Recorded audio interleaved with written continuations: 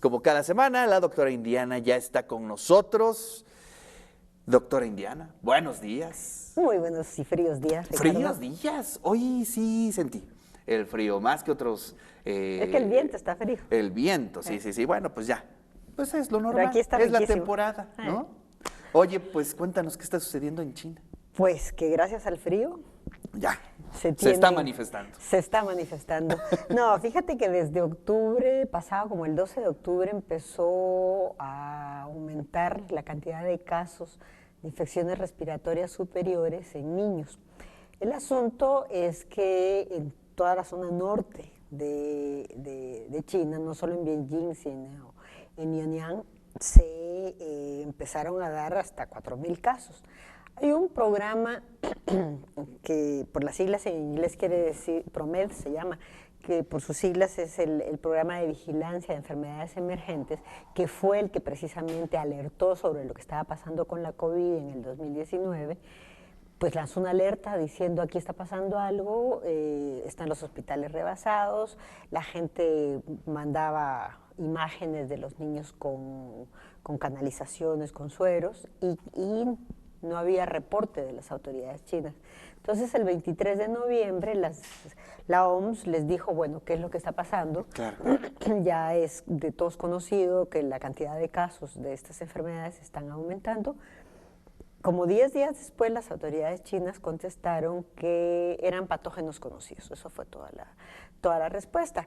Lo que llama la atención es que los patógenos conocidos, que efectivamente en esta época de invierno aparecen como el virus sincitial respiratorio o la influenza o la misma COVID, en el caso de los chicos en China no están presentando tos, que es uno de los datos que tendría que estar incluido, y están desarrollando nódulos pulmonares. Entonces, eso no es común. Eso no correspondería a lo que ellos habían están dicho comunicando. que podían ser rinovirus, micoplasmas o el virus sincitial respiratorio. Claro. Entonces, hasta ahora, pues lo que ellos sí quisieron asegurarle a la comunidad internacional es que no había peligro internacional. De todas maneras, distintos gobiernos de Europa pues lanzaron la alerta de no viajar a China en este momento.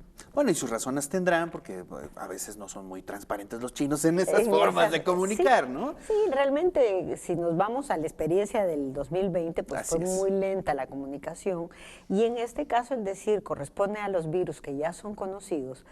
Si los cuadros clínicos realmente no corresponden, entonces podemos confiar poco. Lo que pasa es que finalmente sí está habiendo como brotes epidémicos en distintos lugares. Al tiempo que se dio esto en Beijing, en Ohio también apareció una enorme cantidad de virus sincitial respiratorio. En México, las autoridades de salud para el 20 de noviembre, pues sí dijeron que había un aumento importante de casos dentro de los niños, que no había que bajarle la guardia a las medidas que venimos, dice desde hace 3 años, en términos de uso de cubrebocas, de guardar distancia, de ventilar espacios.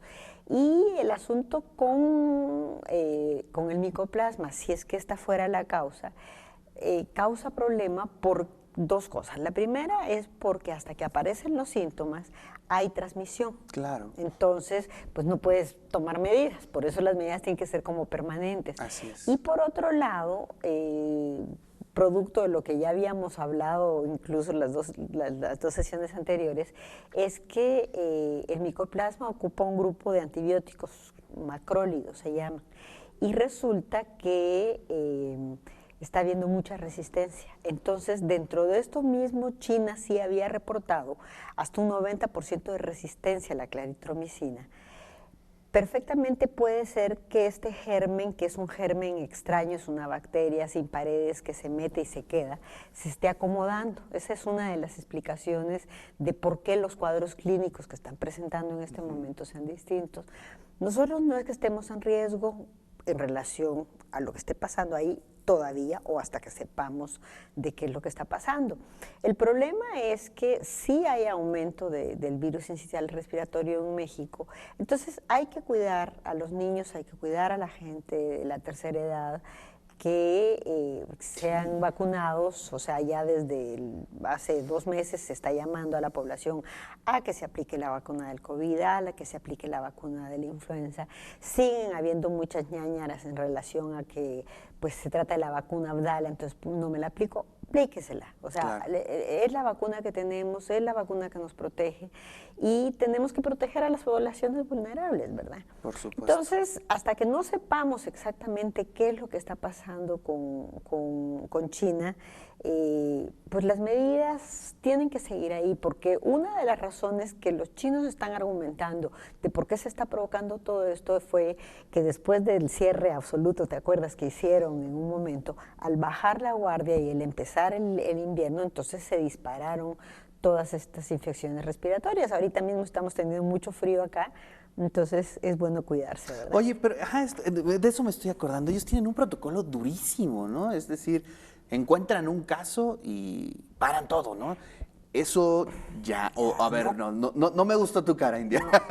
No, es que ese es el asunto, o sea, el lockdown que ellos hicieron, el cierre que ellos hicieron Exacto. fue realmente durísimo. Sí, extremo. Entonces, y eso empezó a provocar estallidos sociales, entonces, producto de eso lo levantaron. Entonces, ahora que empezaba el invierno, que era cuando tenían que volver a aplicarlo, no lo Ya no lo quisieron aplicar hicieron. con la misma fuerza. Entonces, el problema es que lo vieron como que era un asunto para los niños. Los hospitales pediátricos están realmente saturados, pero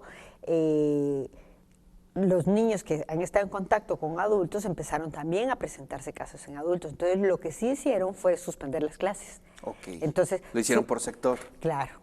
Suspendieron las clases, sobre todo en esas poblaciones en donde se habían presentado casos, para evitar que los adultos, en donde pueden ser cuadros más complicados, presentaran los mismos casos, ¿no?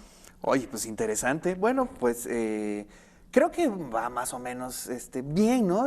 Digamos, el protocolo, pero la información, la es que la comunicación. información que está saliendo ayer, por ejemplo, Sí, hay una comunicación de Reuters en donde están pasando las imágenes de los hospitales realmente saturados, realmente llenitos, ¿verdad? Entonces, quiere decir que no ha habido control, o sea, ya estamos en diciembre, estamos hablando de 2 meses en donde esto se sigue presentando. Y el asunto aquí es que hay que acordarnos que el reloj de la nueva epidemia, ahí está, el problema es que no sabemos qué hora es, ¿verdad? Ah, caray, ya me preocupé, pero bueno, pero qué bueno que traes el tema, ¿no? Finalmente a veces normalizamos ya ciertos escenarios y no, hay que estar atentos, informados y también, ahora sí que con pensamiento crítico, ¿no? Sí. Leer entre líneas las notas que a veces se publican, ¿no? Así es, y estar al tanto porque el invierno que ya se nos empezó, viene fuerte, y si no tomamos medidas, entonces pues nos vamos a enfermar. Y por mucho que las gripes siempre se consideren, ay, no pasa nada, sí pasa. Sí pasa. Sí pasa. Y ya no son como antes, ¿no? Y son Mucho se más manifiestan. duraderas, con mucho más complicaciones, finalmente causan ausentismo escolar, ausentismo laboral y pues producen dolor. Entonces realmente si hay medidas para tomar, pues apliquemos esas medidas preventivas. Así es. Cuéntanos cómo te fue en la Facultad de Enfermería. Muy bien. Muy bien, muy interesante. Estuvimos hablando del uso de la profilaxis preexposición y posexposición del VIH en el marco del Día Internacional de SIDA, que este año se dirigió hacia darle fuerza a las comunidades. Entonces es muy importante porque en México ya hay PrEP y hay que usarla también. Claro. Oye, me gustó mucho las formas, ¿no? De cómo lo hizo la Facultad de Enfermería, Sí. ¿no?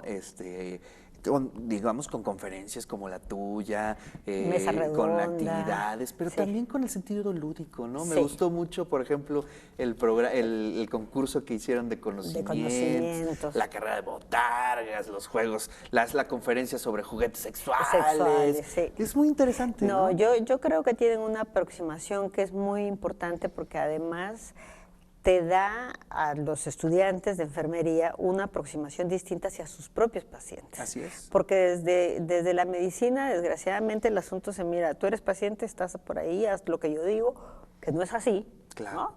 pero desde la enfermería, que tienen contacto permanente con los pacientes, realmente la mística es fundamental y la tienen muy alta y muy padremente desarrollada, Sí, la verdad, sí, sí, muy interesante lo que se dio allá en la Facultad de Enfermería.